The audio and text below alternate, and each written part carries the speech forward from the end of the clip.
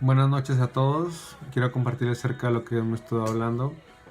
Creo que todo lo podemos ver a partir de lo que estaba pasando proféticamente. Dios llamando a Jeremías, que históricamente se dice que era un joven, por lo que dice Jeremías 1. Pero el punto es que él se sentía incapaz de lo que iba a venir.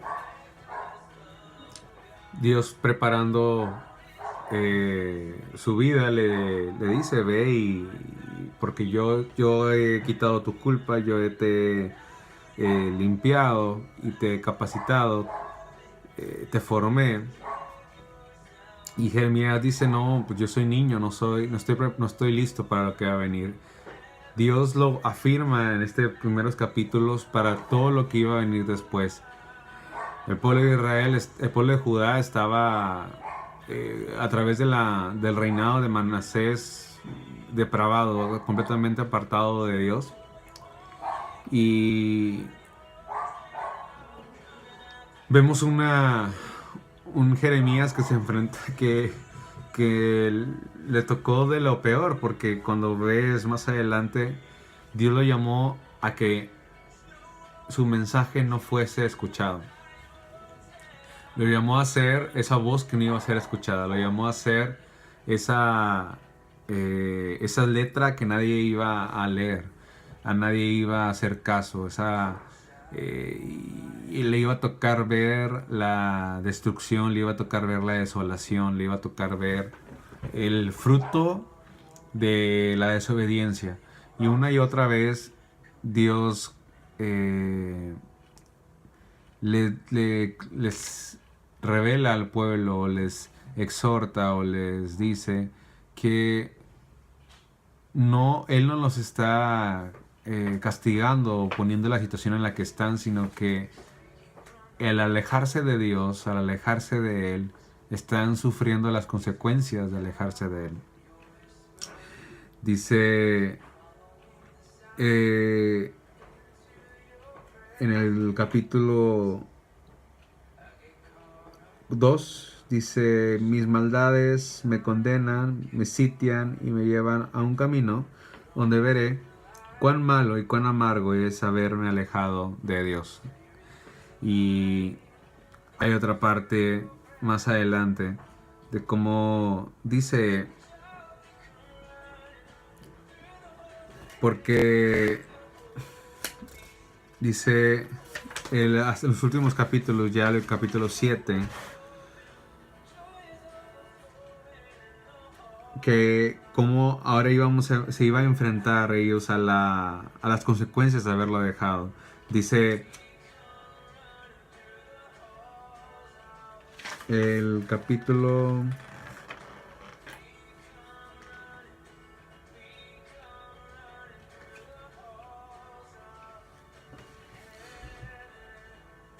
dice el capítulo 4, tu camino y tus obras te hicieron esto, esta es tu iniquidad, por lo cual amargura penetrará hasta tu corazón. Y ahí es esa parte donde realmente Dios nos exhorta a que le busquemos, a que le obedezcamos, porque eso es para nuestro bien, es para lo mejor. De hecho, una parte también que mencioné en Jeremías de cómo dice, yo no te mandé, en ninguna parte te mencioné acerca de sacrificios, no te hablé acerca de holocaustos. Cuando te hablé y te dije nada más que me buscases, que siguieses mis caminos, mis mandamientos, y te iba a ir bien. Y Israel no aprendía. Una y otra vez se compara con un pueblo de dura cerviz, con un pueblo cabezón, terco, empeñado en sus caminos.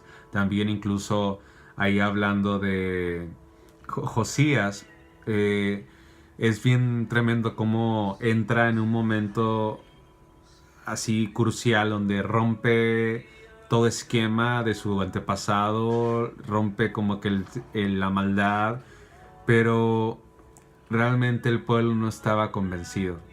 Y al leer el contexto de Jeremías ya te das cuenta de la realidad de lo que está sucediendo en Israel. Realmente no había un arrepentimiento verdadero. En esos momentos, cuando estaba el rey Josías, en ese momento Dios le da una palabra a Jeremías y es cuando habla acerca de que se vuelvan de todo corazón, que el arrepentimiento de Judá solamente es fingido, no es genuino. Entonces, una y otra vez le ama a su pueblo, vuélvete a mí, vuélvete a mí, vuélvete a mí. Y vemos ahí como que el esfuerzo tan grande que hace Josías, por eso lo pone como que no ha habido otro rey antes ni después de él para poder encaminar a todo el pueblo de Israel hacia lo recto. Pero ya el corazón de Israel, de Judá, estaba en pos de todos los ídolos. Vemos, eso me llamó la atención, me llamó también la atención como al final en el libro menciona cómo Josías no escuchó la voz de Dios a través de Faraón. Y es algo bien tremendo porque Faraón le estaba diciendo, oye, pues yo vengo a atacar a Siria, o sea, yo qué tengo contigo, ¿no? Y Josías no lo escuchó, cuando realmente era la voz de Dios a través de Faraón. Entonces, a mí me llama la atención y me pregunto qué tan... o sea, que me habla de que Dios puede hablarle a Faraón y también me habla de cómo Dios, de que realmente estoy siendo sensible para discernir cuando Dios le está hablando, me está hablando a través de Faraón. Cuando Dios me está hablando a través de un medio que no estoy acostumbrado a que me hable. Josías no fue sensible y eso fue su muerte. Al final fue y peleó contra este faraón de Egipto y murió. Ahí murió en batalla, ¿no? Entonces, ¿qué tanto estoy como terco a mis pensamientos, a mi manera de pensar? ¿Estoy empeñado en lo que creo, persigo? ¿Puedo ser sensible a su voz? Y eso es algo que en estos últimos tiempos de Josías se estaba trasladando hacia todo el pueblo de Judá. Es algo que reflejaba la realidad del pueblo de Judá, que no estaba siendo sensible a la voz de Dios. Vemos un contraste tremendo entre cómo el corazón de Josías se enterneció al momento de escuchar la ley de Jehová, escuchar el libro de la ley, escuchar sus palabras al punto que lo confrontó y tuvo una convicción para hacer la voluntad de Dios. Sin embargo, el pueblo de Israel, el pueblo de Judá no estaba entregado de esa manera. De hecho, hay una parte que Jeremías dice de cómo el pueblo de Judá se avergonzaba de la palabra de Dios. La escuchaban y decían, o sea, como que les daba pena ser reconocidos como pueblo de Dios. Negaban, una y otra vez dice que le negaban que ellos eran pueblo de Dios, sino que entregaban, o sea, buscaban reconocer a sí mismos como siervos de otros dioses, como si fuesen de otras naciones.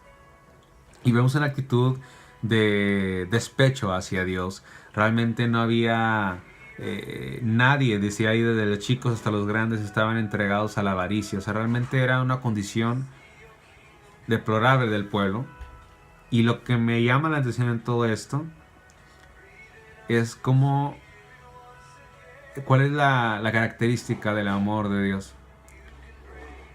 Hay una parte que menciona ahí, dice, una mujer que dejó un esposo que dejó a su mujer y esa mujer se unió a otro hombre. ¿Acaso volverá el marido primero con ella? ¿No será esa tierra del todo amancillada? Y interrumpe y dice, vuélvete a mí, Israel, vuélvete a mí. Y cuando yo leía esto hace tiempo, me escribía ahí en mis notas y decía, no importa lo que hayas hecho, no importa que me hayas sido infiel, no importa que me hayas abandonado, que me hayas negado, que te avergüences de mí. O sea, literal podemos nosotros como aterrizar esto en nuestras vidas y ver cuando alguien tan cercano a nosotros, como en este caso lo que representamos, que es su esposa, fuésemos infieles, aún viendo como que ya no éramos, o sea, no fuese exclusivo para nosotros nuestra esposa o viceversa, aún así pudiésemos hacer lo que Dios hizo con su pueblo, que le dice, pero vuélvete a mí y yo sanaré tus rebeliones. No me importa qué hayas hecho, solamente vuélvete a mí. Y ahí estamos dándonos cuenta de una característica del amor de Dios, que su amor es apasionado, es eterno, va por encima de cualquier maldad, de toda nuestra iniquidad. Él va mucho más allá y es increíble cómo a pesar de todo Él sigue hablándonos. En este tiempo que vemos toda esta maldad, realmente había palabra de Dios que les estaba exhortando así directamente. Tú lo mismo que estás leyendo en Jeremías y que wow, no puede estar más claro. En ese momento se les estaba hablando. Dios les estaba hablando y no estaban escuchando, no estaban recibiendo. Y es algo que Dios también nos habla a nosotros. ¿Qué tanto estamos realmente escuchando la voz de Dios? Tras vez que escuchamos lo que Dios nos está diciendo, ¿qué tanto estamos diciendo? Sí, Señor, me estás hablando a mí. Sí, yo tengo que cambiar, yo tengo que volverme, quiero ser sensible, cámbiame, enamórame más, enséñame a amar más como tú amas. ¿Qué tanto realmente sus palabras están enterneciendo nuestros corazones para que seamos sensibles a ellas y hay un cambio, un verdadero arrepentimiento? Entonces, en toda esta parte de lo que leímos, a mí como que se puede, o sea, para mí se resumía en esto, de qué tanto estoy siendo receptivo a las palabras de Dios, qué tanto estoy dejando que sus palabras entren a mi corazón. Una parte que dice, lava mi corazón de toda maldad. ¿Hasta cuándo me permitiré pensar inicuamente? Cuando Él exhorta al pueblo, ¿hasta cuándo seguirás permitiéndote pensar de esta manera? Entonces, una y otra vez también nos habla de que quitemos el prepucio de nuestros corazones, de nuestros oídos. Exhorta a que realmente no seamos de dura cerviz, sino que nos volvamos a Él, mejorar vuestros caminos. Dice, me provocarán ustedes a mí, dice Jehová, no obran más bien ustedes mismos para su propia confusión. Endurecieron su cerviz e hicieron pecar que hicieron peor que sus padres. Tú pues les dirás todas estas palabras, pero no te dirán. Los llamarás y no te responderán. Entonces, algo que yo le pido a Dios y pido para cada uno de ustedes es que tengamos un corazón como Él, que a pesar de todas las propuestas del mundo, a pesar de todo lo que Dios nos pueda bendecir, de todo lo que Dios nos pueda prosperar, no olvidemos para quién vivimos, de quién somos, para qué estamos en esta tierra. Porque si no podemos ser como el pueblo de Israel, que realmente podemos tener la palabra de Dios y que sea nada más como una palabra más que escuchamos y dejamos de escuchar. Qué importante es poder rendir nuestros corazones a Él y permitir que Él entre y no que cambie lo exterior por sacrificios, holocaustos, sino que Él cambie nuestro interior y que haya un cambio, un arrepentimiento verdadero y hagamos lo que Él nos ha mandado a hacer. No hay nada más hermoso que vivir en la libertad, en el amor, en ese enamoramiento con Él. Que su Espíritu Santo sea a través de cada uno de ustedes y que los enamore y los llene de su paz y que puedan descubrir ese descanso de vivir en la voluntad de Dios, como también menciona el libro de Jeremías. Cuando mejoremos nuestros caminos y sigamos su voluntad, vamos a estar en esa paz, vamos a encontrar esa paz. Que Dios les bendiga y nos vemos mañana.